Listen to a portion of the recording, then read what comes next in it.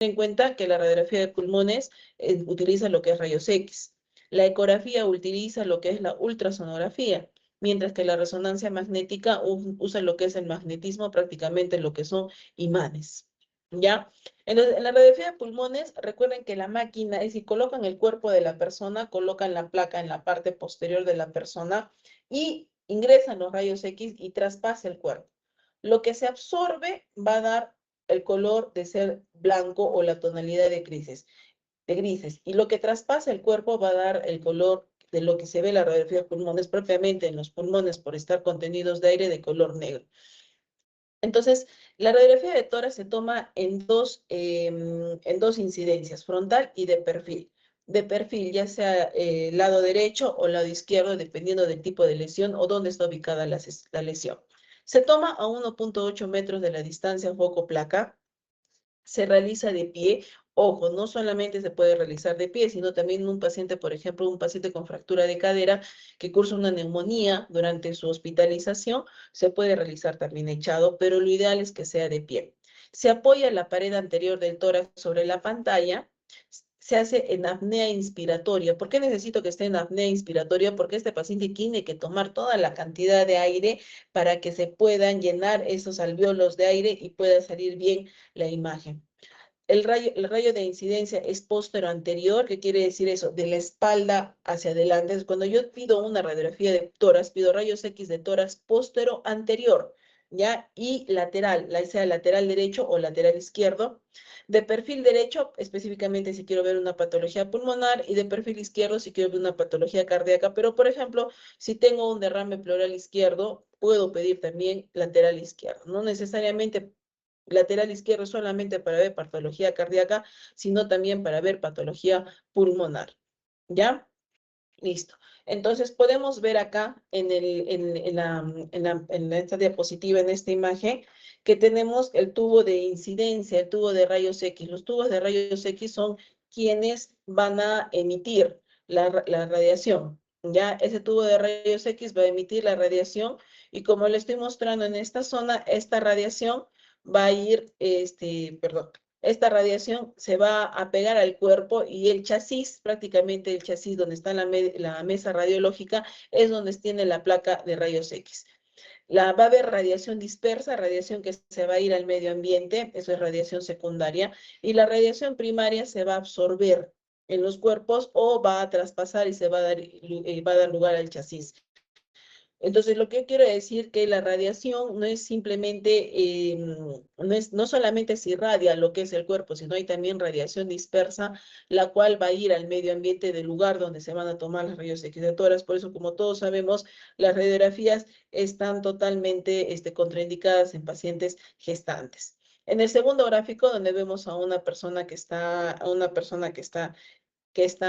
parada, idealmente como les he mencionado, tiene que estar la persona parada de pie, y si pueden ver sus brazos están a la altura de su cintura o de las caderas. Esto específicamente se hace para poder hacer que las escápulas salgan del espacio de los campos pulmonares y pueda verse mejor lo que son los pulmones, porque si las escápulas estarían centradas, los brazos estarían estirados, entonces no se podrían ver los campos pulmonares de una manera adecuada.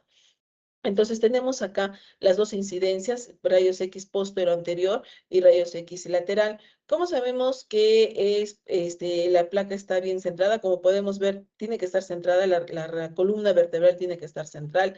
Las escápulas, como pueden ver, acá está la sombra de la escápula, está afuera, es decir, el paciente ha abierto bien los brazos. Las clavículas son equidistantes entre sí, ¿ok? Generalmente en una radiografía de pulmones no se tiene que ver toda la columna, podemos ver hasta, el- hasta la D3, D4 aproximadamente, podemos ver también acá la sombra de la tráquea, que también está a nivel central, y la lateral, que también nos ayuda a ver patologías, ¿ok? Entonces, pero existen no solamente este tipo de radiografías póstero, anterior y lateral, sino también podemos ver otros tipos de estudios especiales, como por ejemplo las placas oblicuas. Las placas oblicuas generalmente son estudios de los agrandamientos de las diferentes cámaras cardíacas. Son ciertas posiciones que ya se le colocan a los pacientes para poder determinar las lesiones que vamos a ver. Descentrada de vértice, mejora la visualización de vértices al despejarlos de las clavículas. Esta posición lordótica, posición relativamente buena del lóbulo medio y de la língula. Entonces son posiciones especiales que se pueden solicitar para poder ver ciertas patologías. Radiografía en expiración. Eso es muy importante. ¿Por qué? Porque existe la patología de neumotórax. Ya hemos dicho que neumotórax es la presencia de aire en la cavidad pleural. Hemos dicho que la radiografía se toma en inspiración, ¿no? Para poder ver bien el ocupamiento del aire en el nivel alveolar. Pero si en el caso que quiero ver, que puedo pedir una radiografía en expiración, sí, en neumotórax, porque para el momento de botar el aire voy a poder visualizar con mayor precisión el espacio pleural, porque va a haber, va a haber un colapso, va a haber el espacio pleural y voy a poder ver mejor el neumotórax en la periferia. Y el atrapamiento aéreo en los casos de los pacientes con EPOC, por ejemplo, enfermedad pulmonar obstructiva crónica. Recuerden que en este tipo de pacientes generalmente va a haber enfisema, y el enfisema, algo característico, es como la ruptura de las uniones de los alveolos, y eso produce cierto atrapamiento aéreo. Entonces, una radiografía en expiración ayuda para ver este tipo de patologías, sí. Radiografía con relleno esofágico, que hace ayuda en diagnóstico de masas mediastinales y agrandamiento cardíaco. Esto generalmente se hace con sustancias de contraste. Las sustancias de contraste generalmente son sustancias yodadas, ¿no? Como podemos ver en la imagen de radiografía con relleno esofágico, podemos ver cómo se dibuja el esófago y cómo se está dibujando la cámara gástrica. En los casos de pacientes que presenten disfagia o la dificultad para tragar alimentos, ¿nos puede ayudar estos exámenes? Sí. Radiografía de tórax de frente en decúbito lateral con rayo horizontal, generalmente para el diagnóstico de derrames pleurales libres de pequeño volumen.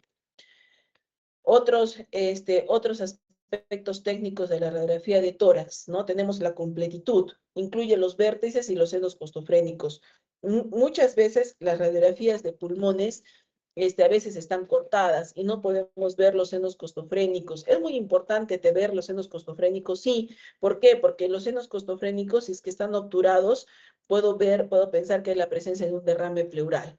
¿Ya? Así puede ser mínimo puede ser dos patologías, o un derrame pleural incipiente, o otra posibilidad de una paquipleuritis. Paquipleuritis, ¿qué significa? Engrosamiento de la pleura. Y este engrosamiento de la pleura también puede borrar los senos costofrénicos. Centrado. Es muy importante que esté centrado sin rotaciones. Para eso vamos a ver las apófisis espinosas que están una tras de otra, de los segmentos dorsales superiores en posición central y equidistantes del extremo medial de la clavícula y a la altura de la misma. Entonces, como podemos ver en rojito, vemos las clavículas que están prácticamente face to face, están cara a cara, y las apófisis espinosas de lo que son la columna vertebral, la dorsal específicamente, están todas centradas. ¿Por qué es importante eso? Porque han visto que también en las anteriores diapositivas vemos las alteras, cómo podemos hacer en las placas oblicuas, la posición lordótica. Entonces eso nos puede dar superposición de imágenes y podemos traer un poquito de problemas, pero tiene que tener completitud y tiene que estar centrada. Aspectos técnicos de la radiografía de tórax, ¿ya? Exposición. Elección correcta de los factores de exposición, miliamperaje y kilovoltaje. Equilibrio óptimo entre los diferentes tonos de grises. ¿Qué quiere decir eso? Es la cantidad de exposición del cuerpo a los rayos X y la cantidad de voltaje que yo voy a tener que emitir para poder dar una radiografía de pulmones. ¿Por qué? Recuerden que la placa de pulmones y los rayos X van a traspasar todo el cuerpo. ¿Qué quiere decir eso? Que si es una persona que es muy gordita, es una persona obesa, va a tener mayor cantidad de tejido adiposo. Entonces voy a tener que pasar más radiación para que pueda pasar la radiación todos los tejidos y se pueda ver una radiografía de una forma adecuada. Pero si es una persona flaquita, los valores también van a tener que ser menos. De tal manera que generalmente en las máquinas de rayos X les ponen el peso, la talla de los pacientes, el tipo de estudio, y las máquinas modernas ya te consultan, pero anteriormente habían tablitas que tenían los técnicos de radiología y ellos colocaban esos valores de acuerdo al paciente. Entonces tenemos dos problemas que se pueden presentar. Entonces se pueden presentar que la radiografía de pulmones esté muy penetrada o dura oscura. Y esto simula enfisema o neumotórax. Oculta patología intersticial o de pequeños. Por ejemplo, podemos ver en la tercera placa, ¿no? La tercera placa se pueden ver, si se dan cuenta, se ve toda la columna casi completita. Entonces, pero los campos pulmonares están negros. Por ejemplo, si quiero ver un neumotórax, no voy a poder ver. ¿Por qué? Porque todo está negro, no voy a poder diferenciar la tonalidad de grises. O como la primera placa, que puede ser poco penetrada o blanda clara. Dificulta la visualización de estructuras del mediastino simulando una patología intersticial. Como se dan cuenta, no se ve nada. Igual. Entonces, ni muy oscura, ni muy blanda. Tiene que ser en el lado intermedio, pero para eso tenemos que saber los tipos, el tipo de máquina, los miliamperajes y el kilovoltaje de la radiografía. Este gráfico me parece muy interesante. ¿Por qué? Porque tengo que yo saber qué estoy mirando cuando yo veo una radiografía de pulmones. Entonces podemos ver las clavículas, la tráquea que generalmente está central, ¿no? Podemos ver también incluso si, por ejemplo, puede haber una lesión a nivel del mediastino que obstruye la tráquea, sí se puede ver, pero tenemos que saber ubicarnos anatómicamente en la radiografía de pulmones.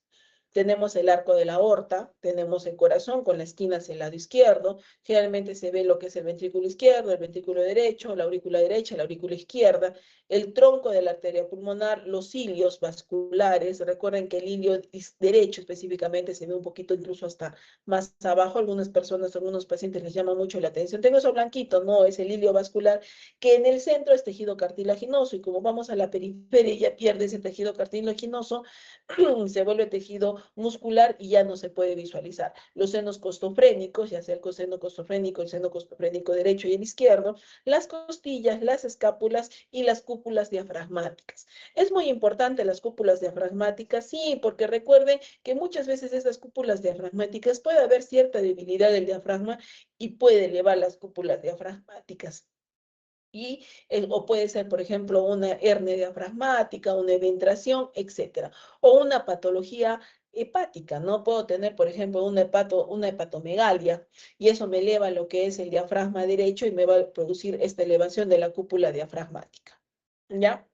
Listo, entonces ya hemos visto lo que es la radiografía de pulmones, ya hemos visto todas las alteraciones que pueden verse en la plaquita de pulmones, pero por favor, esta última diapositiva es muy importante porque si yo no me ubico anatómicamente, no voy a saber a poder interpretar una radiografía de pulmones, ¿ya? La tomografía computarizada también incluye lo que son rayos X, ¿ya? Este, pero ¿cuál es la diferencia? Que en la tomografía computarizada las imágenes van a salir en slides. Muchas veces les digo, imagínense una jamonada, ¿no? Que tiene slice, entonces son cortes que se le va a hacer al cuerpo y eso va a transmitirse en estas imágenes. ¿De qué depende de la tomografía computarizada? Depende de la cantidad, la finura, lo bien que se va a ver la imagen, depende de la cantidad de cortes que se den. Entonces, ustedes cuando escuchen las propagandas de los tomógrafos, por ejemplo, dicen de 150 cortes, 160 cortes. Entonces, es la cantidad de slides de milímetros que se va a poder ver las lesiones, ¿ok? Pero también encuentren una cosa, ¿no? Es un 150 cortes, son 150 disparos que se van a dar a ese cuerpo para tener los 150 cortes, las 150 imágenes. Entonces, la exposición a radiación que tiene una persona a la tomografía computarizada es muchísimo más que una radiografía simple de tórax. Es un método más sensible y específico a fin de aclarar imágenes visualizadas en las radiografías. Por ejemplo, un ejemplo, pero en este caso, ¿no? Un paciente que viene por hemoptisis, ¿no?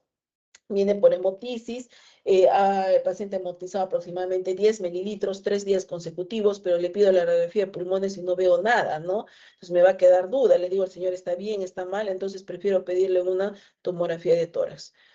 Se ven diferentes estructuras pulmonares, mediastínicas y parénquima pulmonar. Por favor, acá tenemos entonces dos tipos de ventanas. Tengo la ventana mediastínica y la ventana de parénquima pulmonar o parenquimal. Son cortes contiguos, ya le he dicho, es como por ejemplo una mortadela, son cortes bien finitos que se van a dar. Evitan la sobreexposición de estructuras. Como hemos visto en la física, generalmente han visto que hay radiación dispersa. En cambio, en la tomografía se trata de centrar en la región que se está tomando el examen.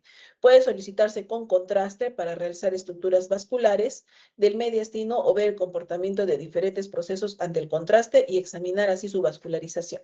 Les explico un poco más esto, chicos. Entonces, ¿qué quiere decir el tema de contraste? Entonces, el contraste es una sustancia iodada que se va a administrar a través de la de los vasos, como un acceso periférico a través de la vena.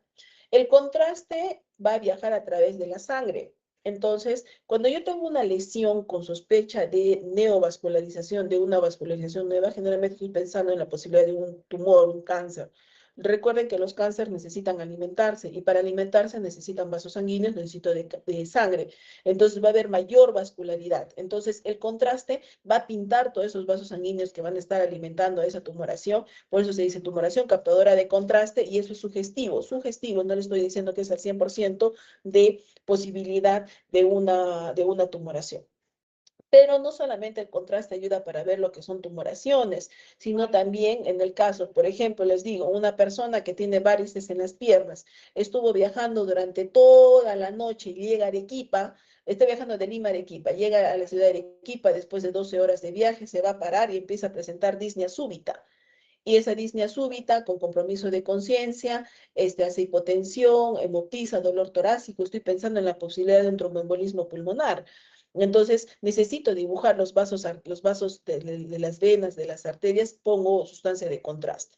Entonces, la sustancia de contraste prácticamente es para ver vascularización.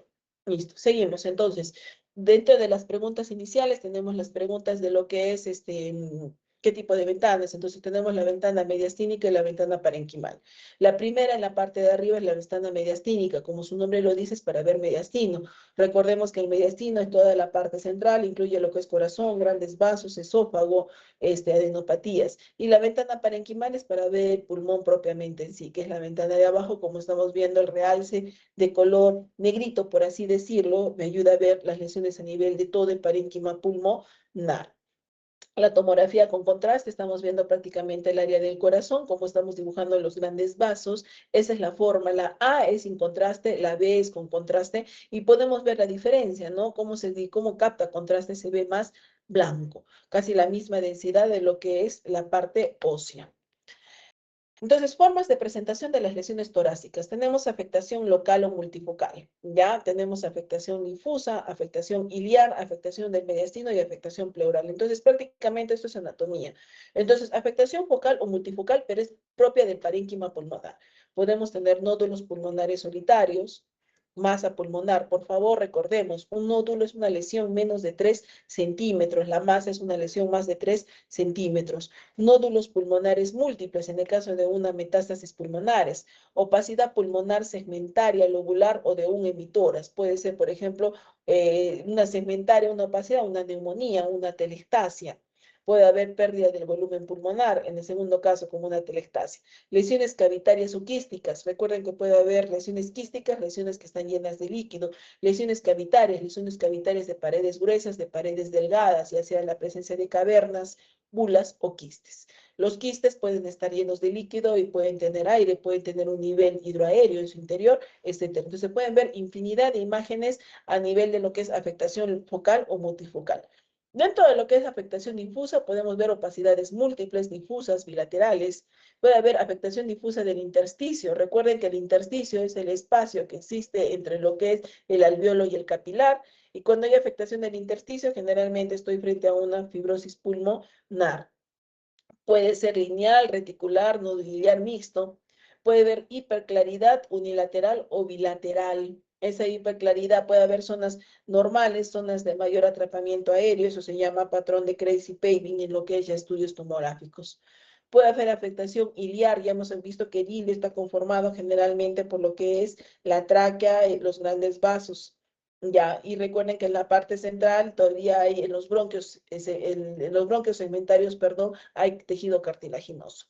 ¿Ya? Alteración del mediastino y afectación pleural. En la afectación pleural, recuerden por favor que generalmente se va a dar en la periferia y voy a poder ver y me voy a fijar también si hay afectación pleural en las partes de las bases o en las partes de los ápices, teniendo en cuenta si es un derrame pleural por gravedad se va a ir a la parte posterior. Ojo, acá las tomografías no se toman paradas, generalmente las tomografías de tórax se colocan echadas. Entonces, si es un paciente que tiene un derrame pleural, va a estar en la parte posterior de la imagen el derrame pleural.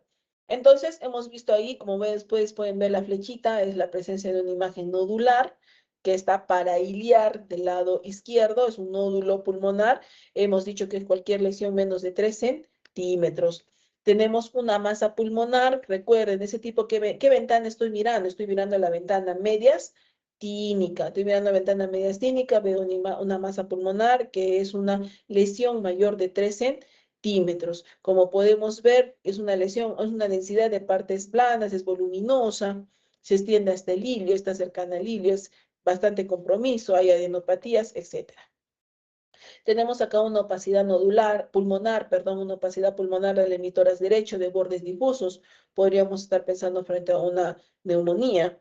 Tenemos lesiones cavitarias o quísticas, como pueden ver en las flechitas blancas y en las flechitas negras. Tengo las flechitas blancas, ven una opacidad con un infiltrado alveolar algodonoso, como si fuera una neumonía. Y en el centro veo una cavidad de paredes gruesas, ¿no? Podría ser una tuberculosis con todo el derecho, porque más está ubicada también en la parte apical del emitoras derecho, pero en el emitoras izquierdo también tengo una opacidad difusa, pues sugerente de una condensación, sugerente de una neumonía, también en el tercio medio casi. Alteración difusa del intersticio, tenemos el engrosamiento intersticial difuso en ambos campos pulmonares. Como podemos ver, yo muchas veces les digo a los pacientes, incluso es como si estuvieran viendo una telaraña, ¿no? Como que vieran el pulmón y vieran la telaraña en medio y estén viendo difuso. Entonces, sabemos que el intersticio es un espacio un espacio que existe entre el alveolo y los vasos sanguíneos. Entonces, cuando hay afectación difusa de ese intersticio, puede ser sinónimo de una enfermedad pulmonar intersticial difusa. Recuerden una cosa, cuando yo evalúo un órgano, tengo que evaluar tanto la forma como lo que es su función. Entonces, ¿cuál es la función del pulmón? La función del pulmón es el intercambio gaseoso. Entonces, estoy mirando, para ver lo que es la forma del pulmón, hemos visto que existen dos técnicas, lo que existe la rayos X y lo que existe la tomografía. Pero en el caso de ver la función, el transporte de oxígeno, podemos utilizar los gases arteriales. Evaluación del balance ácido-base del organismo y los parámetros de intercambio gaseoso. Ojo, ¿cuáles gases existen en el cuerpo? Existen dos gases, el oxígeno y el dióxido de carbono. Entonces, acá voy a ver en este examen el oxígeno y el dióxido de carbono. En el primer dibujo podemos ver lo que es el alveolo. El alveolo, recuerden que le va a dar oxígeno al capilar y ese oxígeno se va a unir a la hemoglobina. Le va a oxigenar a la hemoglobina y va a viajar a todo el cuerpo.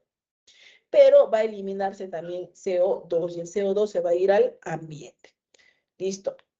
Entonces, como podemos ver, los gases arteriales también son tomados, pueden tomarse gases arteriales, entonces se van a tomar a nivel de las arterias, ¿ya? A nivel de las arterias, y estos gases arteriales, entonces se van a descubrir a nivel de la arteria, en cualquier tipo de arteria, pero hay que tener en cuenta que mientras más gruesa la arteria a la cual yo voy a tomar el examen, también va a haber riesgo de que haya trombos, entonces generalmente se prefiere arterias de calibre pequeño. Ya en este caso, las arterias radiales son las que se eligen, por excelencia se eligen las arterias radiales, pero también puedes hacer de la arteria femoral, puedes hacer de la arteria humeral, puedes hacer de otros tipos de arterias, pero también el riesgo de que se formen trombos está ahí presente. Entonces, yo cuando digo dentro de los gases arteriales, para ver específicamente cómo voy a ver estos dos gases, lo que es el oxígeno y lo que es dióxido de carbono, tengo que saber los parámetros normales. Que no solamente me va a dar la presión parcial de oxígeno ni la presión parcial de dióxido de carbono, sino también me va a dar el pH, me va a dar el valor del bicarbonato, de la saturación de oxígeno y el anión GAP, ¿no? Entonces, tenemos que hipoxemia se refiere cuando es menor a 60 milímetros de mercurio, con un FiO2, fracción inspiratoria de oxígeno de 21% y generalmente nivel del mar. Vamos desglosando un poco estos términos, ¿ya? La presión inspiratoria de oxígeno, 21%, viene de la concentración de oxígeno en el área ambiental. Recordemos que el mayor porcentaje se lo lleva el nitrógeno, en un 72, 73%, en 21% lo que es el oxígeno y otros gases. Por eso sale el FiO2 21. Tener en cuenta que esto es a nivel del mar, porque si tengo un paciente con insuficiencia respiratoria y voy a administrar el oxígeno suplementario, por ejemplo, como utilizando una cánula nasal, este FiO2 va a aumentar. Entonces, vamos a aprender el FiO2 con cánula nasal. Es la regla de los 4, pero empezamos con 3. Recuerden, 21 más 3, 24. 24 es igual a 1 litro de oxígeno. ¿Ok? 24 más 4, 28. 2 litros de oxígeno. 28 más 4, 32. 3 litros de oxígeno. 32 más 4, 36. 4 litros de oxígeno. Y 36 más 4, 40. 5 litros de oxígeno. Entonces, ¿qué quiere decir esto? ¿Qué quiere decir? Que si estoy con un paciente que estamos con 4 litros de oxígeno, ¿cuánto FiO2 va a tener? 0,36. Entonces, una forma práctica para yo poder saber con cuánto oxígeno está mi paciente. ¿Por qué? Porque, chicos, es distinto. Por ejemplo, tengo un paciente, les he dicho que el valor normal acá en la ciudad de Arequipa es mayor de 70 es la presión parcial de oxígeno a nivel arterial, es mayor de 70 milímetros de mercurio. Entonces, si tengo un paciente con un PO2 de 70 con FIO 21, ¿qué voy a decir? Que este paciente está excelente, está muy bien, está normal. Pero si tengo un PO2 de 72 en un paciente con un FIO2 de 0,40, ¿está bien ese paciente? No está bien, es un paciente que está necesitando de 5 litros de oxígeno para poder llegar a ese PO2. ¿Ok? Entonces, tenemos que saber interpretar los gases arteriales, pero tenemos que también saber a qué FIO2 está siendo sacada esa muestra. ¿Listo? Perfecto, vamos. Entonces, los gases arteriales, se hace una punción aspirativa de un vaso arterial, generalmente ya les he dicho, puede ser la arteria radial, la arteria braquial o la arteria femoral, y se hace esta prueba de Allen. Por favor, recordarse lo que es la prueba de Allen, ¿ya?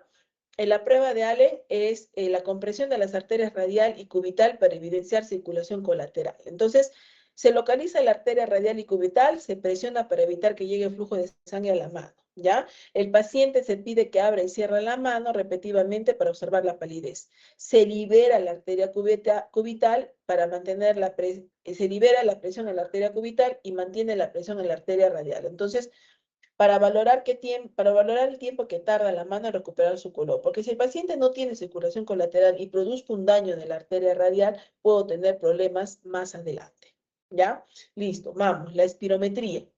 La espirometría es un examen de función respiratoria que me va a ayudar a evaluar también la función del pulmón. Entonces recordemos que el pulmón nuevamente hay dos estructuras muy importantes, ¿no? Tenemos la vía aérea de conducción y la vía aérea de intercambio gaseoso. El intercambio gaseoso lo voy a ver con lo que es los gases arteriales, pero lo que es el tema de obstrucción del flujo aéreo lo voy a ver como espirometría. Listo. Entonces, es una prueba de función respiratoria. Va a haber medición del volumen de aire, generalmente va a ser evaluación de pacientes respiratorios, determinación de severidad, seguimiento de evolución de enfermedades, determinación de tratamiento y respuesta a evaluación de pacientes de alto riesgo, pronóstico, incapacidad y riesgo quirúrgico. Vamos desglosando todo esto.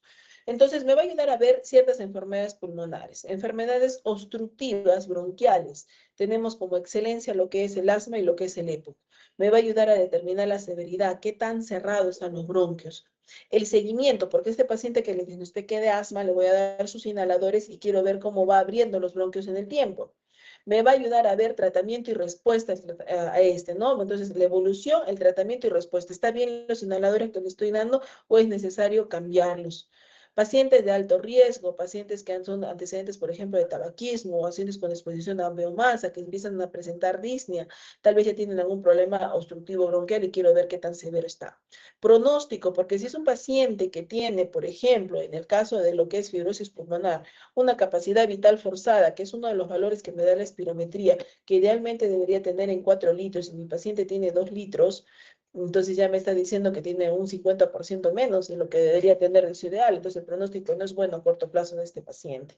Incapacidad en lo que corresponde a salud ocupacional, pacientes que trabajan en minería, la neumoconiosis y riesgo quirúrgico. Riesgo quirúrgico, ¿por qué? Porque si tengo un paciente que notiza y tiene ¿qué les digo? Un nódulo pulmonar cavitado que está hemotizando, tengo que operarlo, tengo que ver si el resto del pulmón está bien, está funcionando bien, de tal manera que si le retiro ese nódulo, porque voy a retirar un poco de parénquima pulmonar normal, mi paciente va a seguir respirando de una manera adecuada. Entonces, en la espirometría vamos a ver volúmenes. Entonces, recuerden los volúmenes y las capacidades pulmonares que aprendieron en semiología. Bueno, a lo mismo. Entonces, tenemos que el primero, tenemos BRI, que es el volumen de reserva inspiratorio, el volumen corriente, que está en el centro, que es el volumen con el cual ahorita todos estamos hablando, todos conversamos. Tenemos la capacidad vital, que es la sumatoria del volumen de reserva expiratorio, del volumen corriente, del volumen de reserva inspiratorio. Y tenemos el volumen residual. El volumen residual, recuerden que es el airecito que se queda en los alvéolos para evitar su colapso. Ese volumen residual movemos. Pero si tenemos un paciente que tiene la presencia de un enfisema pulmonar, ese volumen residual va a estar aumentado porque hay aire contenido en la parte distal. Tenemos la capacidad pulmonar total y el resto de capacidades. Entonces, tenemos la capacidad pulmonar total, tengo la capacidad vital y tengo la capacidad residual funcional. Bueno, y el resto de capacidades, capacidades inspiratorias y los volúmenes, ¿ok? Tener en cuenta que el volumen corriente generalmente son 500 mililitros de aire, ¿ya? Entonces, ese es el volumen con el cual nosotros estamos respirando continuamente. Entonces, en la espirometría tenemos dos fases. Lo que es la curva de azul en la parte superior me va a indicar lo que es la expiración. Entonces, yo le digo al paciente, toma aire profundo, sopla fuerte. Empieza a soplar, soplar, soplar, soplar, soplar todo lo que puede. Termina de soplar, le digo, toma aire nuevamente. Entonces, en la primera curva le digo, toma aire, sopla fuerte, va a darme lo que es el flujo pico. Y luego me va a hacer la expiración, que va a ser la curva con la cual van a seguir de color azul. Y luego la curva roja y la curva de inspiración. Entonces, son las curvas que se van a presentar en espirometría. La primera curva es la curva de flujo-volumen y la segunda curva es la curva de volumen-tiempo.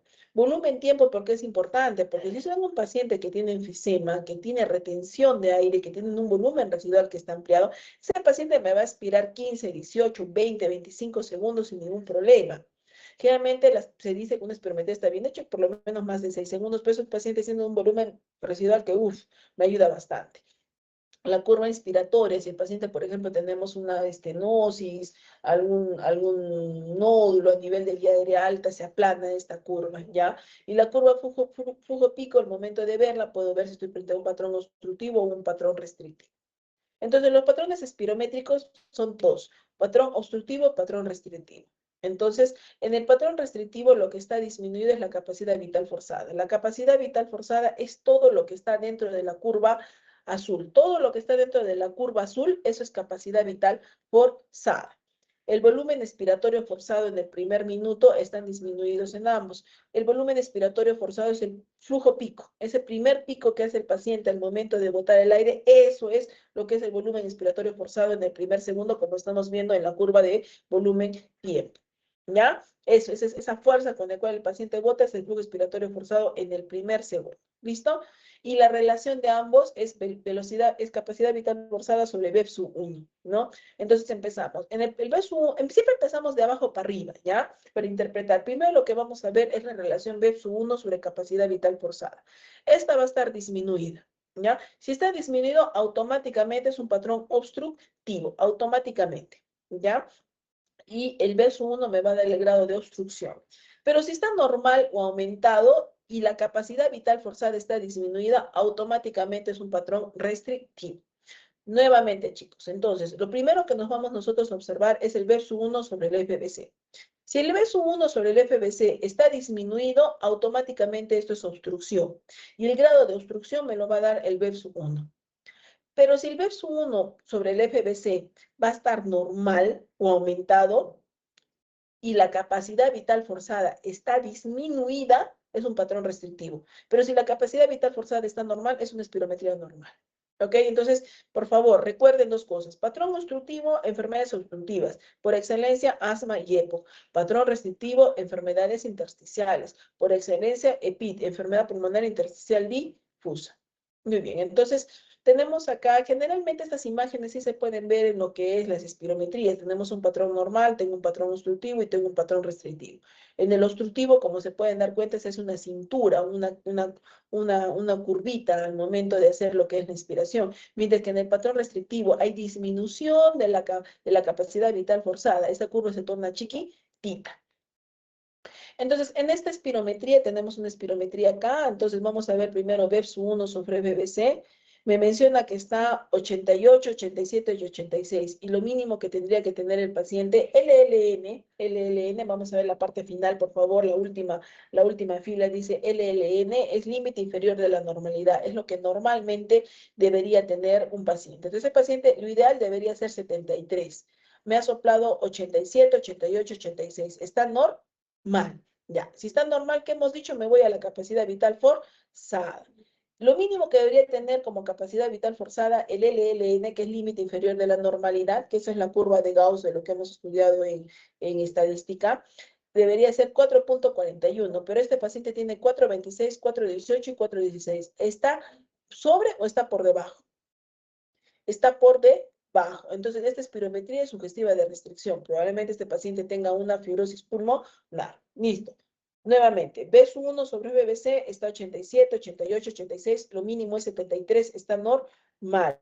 Me voy a capacidad vital forzada. Está, lo mínimo que debería tener es 4.41, pero tiene 4.16, 4.18 y 4.24, está por debajo. Entonces es un patrón de una espirometría forzada sugestiva de restricción. Entonces, los pacientes en la espirometría hacen tres maniobras, por eso dice M1, M2, M3. La espirometría, para poder interpretar esta espirometría, se tienen tablas con valores predichos, valores ideales que debería tener. Por ejemplo, yo soy Lilian. Lilian es una mujer de 41 años que mide 1,56 y pesa, no les voy a decir mi peso, ¿ya? Y debería soplar, idealmente, ella debería soplar en la capacidad vital forzada 4 litros 41, pero no, me está soplando 4,18. Entonces hay un ideal que debería ser. Por eso salen estos valores referenciales. ¿Y cómo se han hecho esos valores referenciales? Se han hecho diversos estudios en diferentes partes del mundo.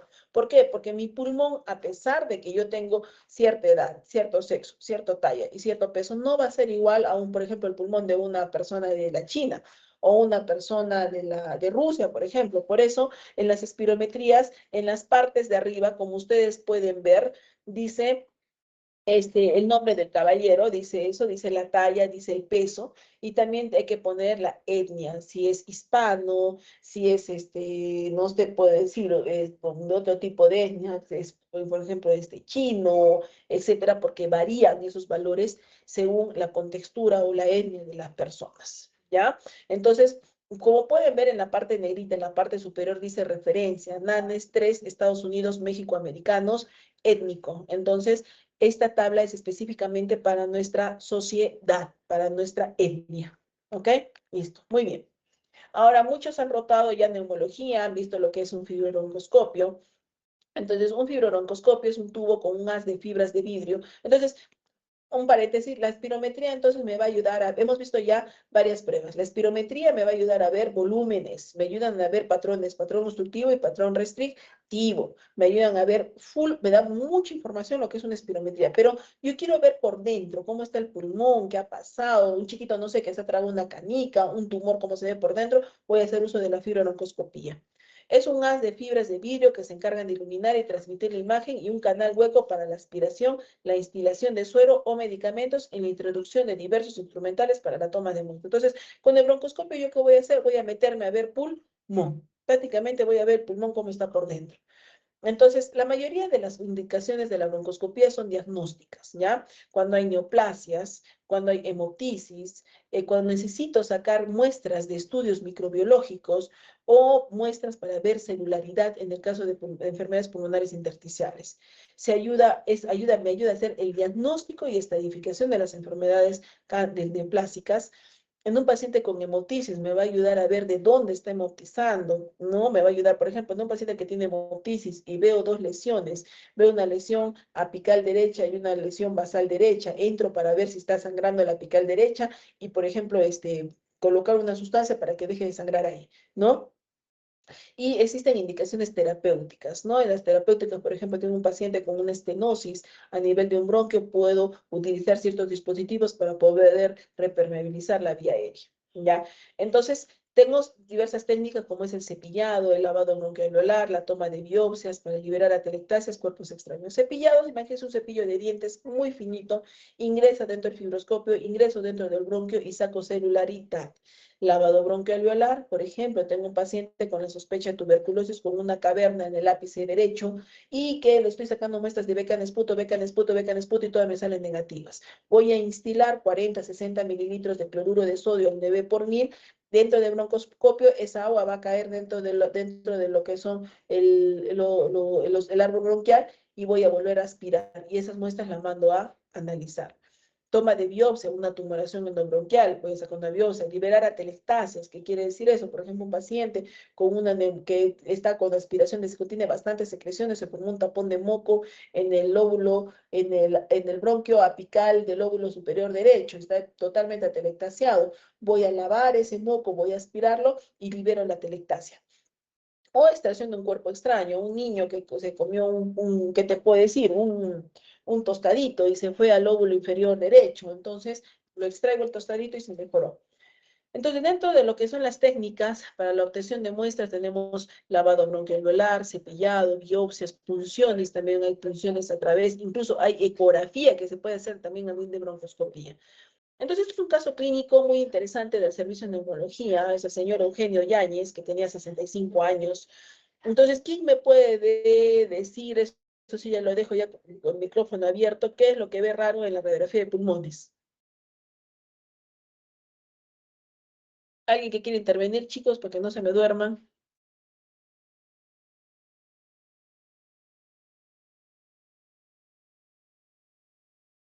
Bueno, como pueden ver, en la parte, no me funciona, no sé cómo hacer para que me funcione lo que es el mouse, pero en la parte central pueden ver una imagen bien radiopaca como corazoncitos.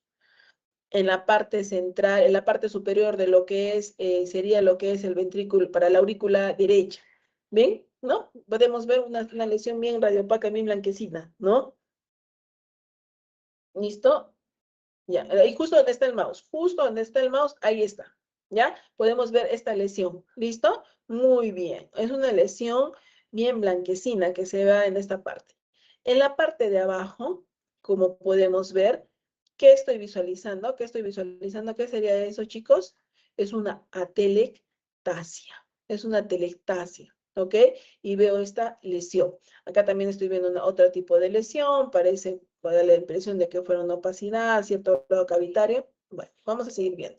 Entonces, este paciente es un paciente que tenía neumonías por repetición, ingresaba muchas veces, se miraba esa lesión, tenemos que entrar a ver qué es.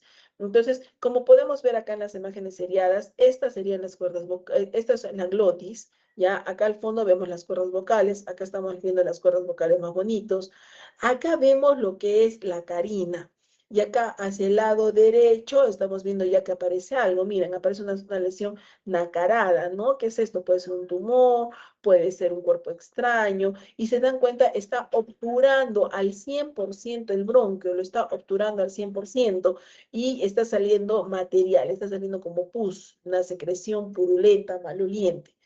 Seguimos avanzando y se les trajo y era su dentadura que se había incrustado en ese, sería en el lóbulo inferior del pulmón derecho, ¿ya? Y lo que se mira es eso. Listo. Muy bien, chicos. Entonces, vamos viendo estas preguntas. Entonces, la radiografía de tórax se puede pedir en anterior y lateral, ya sea lateral derecho o lateral izquierdo. ¿En qué tiempo respiratorio hemos dicho en inspiración, tomando aire? ¿Qué implica una radiografía centrada? Que tenemos que ver equidistantes, que es las clavículas a las apófisis espinosas. Las tomografías de tórax, ¿cuáles son las ventanas? Ventana mediastínica y ventana pulmonar. Hemos visto la diferencia entre lo que es masa y nódulo. ¿Qué estructura nos ayuda a ver el contraste? Hemos dicho en las tomografías, específicamente los vasos sanguíneos, ya sea en el caso de un tromboembolismo pulmonar o en el caso de una tumoración.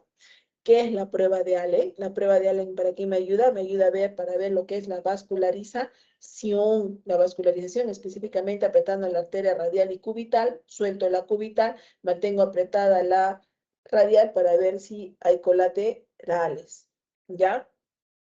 Según el ABA, ¿cuándo es su suficiencia respiratoria? Insuficiencia respiratoria es cuando tenemos un PO2 menor de 60. ¿Cuáles son valores de patrones espirométricos, patrón obstructivo y patrón restrictivo? ¿Y qué es lavado bronquialveolar? El lavado bronquialveolar es cuando hay la presencia de líquido, cuando se instila líquido dentro de lo que es los bronquios y se vuelve a recuperar ese líquido. Entonces, chicos, ya hemos visto todo lo que son las preguntas, ¿ya? Entonces, perdón, en la prueba de Allen liberan lo que es, liberan la presión de la cubital y mantienen apretada la radial para ver si hay circulación colateral. Listo, chicos, entonces hemos hecho todas las preguntas, creo que ha estado bastante clara la clase, ¿ya? De semiología respiratoria, exámenes auxiliares. Listo, si tuvieran alguna pregunta, por favor, me la mencionan ahora o callen para siempre.